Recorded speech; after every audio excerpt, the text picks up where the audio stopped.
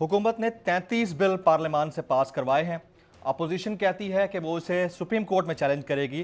पहले तो फरमा दीजिएगा कि पार्लियामान या सेनेट से पास होने वाले बिल या उसके बाद जो कानून बन जाता है उसको सुप्रीम कोर्ट में किस हद तक चैलेंज किया जा सकता है, लॉ इस हवाले से क्या कहता है मैडम? बिस्मिल्लाहिर्रहमानिर्रहीम। बहुत शुक्रिया मुझे अपने प्रोग्राम में शामिल करने का। अब ये 33 बिल बिल्कुल आपने सही फरमाया, 17 तारीख को ये पास हो गए थे जॉइंट सेशन में, और वहाँ पे जब गिनती शुमार हुआ था तो उस वक्त वो जो थी अपोजिशन, उन्होंने शोर मचाना शुरू कर दिया जी गिनती गलत हुई है, चपरासी भी गिने गए हैं, कुला भी गिना गया। तो दोबारा गिनती का उन्होंने इंतजार ही नहीं किया, उन्होंने वॉकआउट कर दिया। अब नतीजा ये हो गया कि आधी तो मौजूद थी जो मेजॉरिटी होती है या कोरम होने पे होम मिनिस्टर ने कि जी जब जो प्रेजेंट एंड वोटिंग है वो कोरम से ऊपर है तो वो जो बिल पास करे इन majority that will be lawful.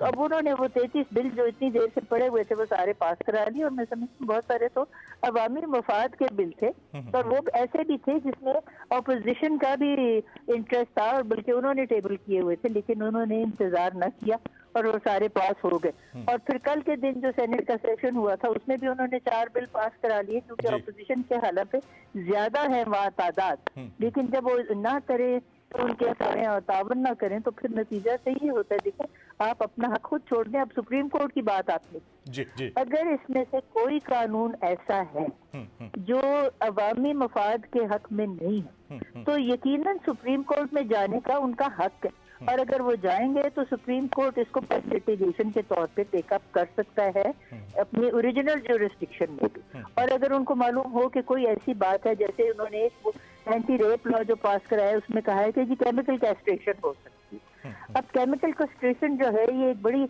है मुतनाज़ा सी बात।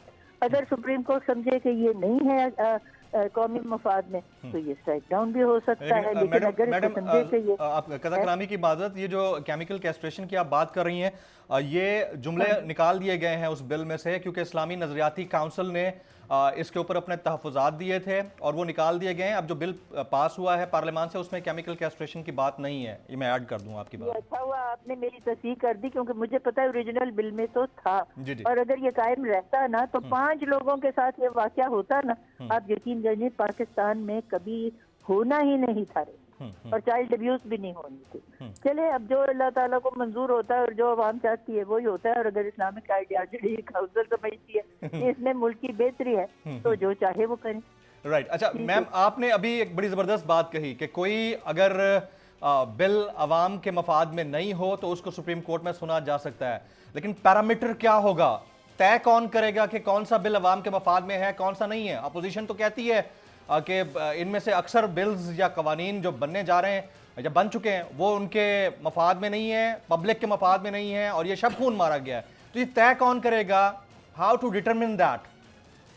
देखिए, सुप्रीम कोर्ट में जाने का तो मकसद ही यहाँ है, वहाँ पे वो लोग बैठे हुए हैं इस वक्त जजेस जिनकी माशाअल्लाह कम से कम 30 सालों का तजुर्बा है अदल गुस्तरी करने में, और वो जो है supreme court is considered the most least dangerous branch of government, कि जो ज्यादतियां होती हैं मुकन्ना से और इंतजामिया से उसकी दाद रसी करने के लिए ही तो वो बैठे। तो ये उन्होंने तय करना है कि ये जो है ये अवामी मफाद में है या नहीं। जिस तरह मुशाला जहा का पहला केस था बड़ा मशहूर, मिस्टर लाइन ना गुजारे और ट्रांसफार्मर भी बहुत करीब ना लगाए क्योंकि इससे खराबी होती है। अब जो आलूदगी का बिल है, जाहिर है आलूदगी को तो दूर करना हमारा काम है, तो ये तो सुप्रीम कोर्ट कभी नहीं कहेगा जो ये बिल है ये मुतनाज़ा है या इसमें ऐसी बात नहीं है जो अवामी मफाद में हो, माँ सिवा के उसमें ऐसा उन्होंने इक़दाम रखे हों जो मालूम हो कि ये सही।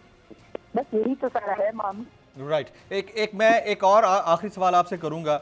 अब ईवीएम का मामला तो है, अपोजिशन समझती है कि ईवीएम का इस्तेमाल पाकिस्तान में एक्सेप्टेबल नहीं है क्योंकि 80 में से 70 ममालिक इसको रिफ्यूज़ कर चुके हैं और ये अवाम के मफाद में नहीं है, ये अपोजिशन का मानना है। दूसरा एक डोमेस्टिक वायलेंस का बिल है, इसके ऊपर अवाम का एक तबका बड़ा गम गुस्से में है, वो समझता है कि इससे जो फैमिली इंस्टीट्यूशन है उसको बड़ा डेंट पड़ सकता है। Do you agree with that ma'am?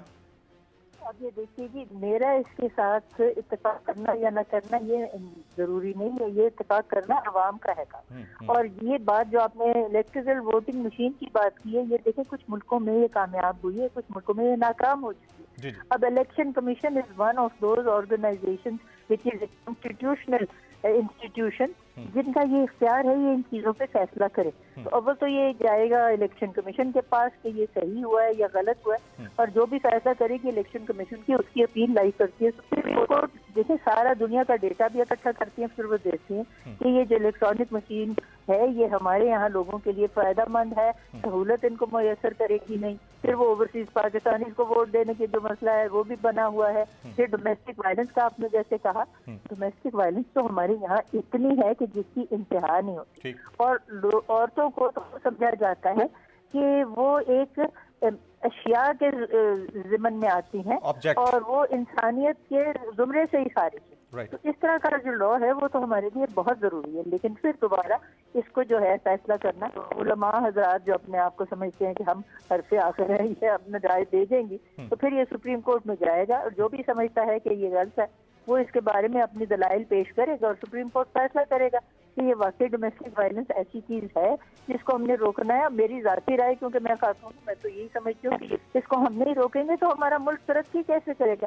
Quaid Azam نے پہلی اپنی تقاریر کی تھی 11 اگست کی، مثلاً تب بھی انہوں نے کہا تھا کہ خواتین جب تک اپنا مثبت کردار نہیں ادا کریں گی اس قوم کی ترقی میں تو یہ قوم کیسے ترقی کرے گی. آدھی آبادی تو ہے ہی خواتین، تھوڑی سی آدھی سے کم ہے لیکن پھر بھی بہت زیادہ ان کی تعداد ہے. تو یہ تو میرا خیال ہے سوچنے کی بات ہے. بہرکیف supreme court is the final arbiter. تو یہ بات درست ہے یا غلط؟ سبسکرائب کریں اور بیل دبائیں تاکہ کوئی خبر رہ نہ جائے.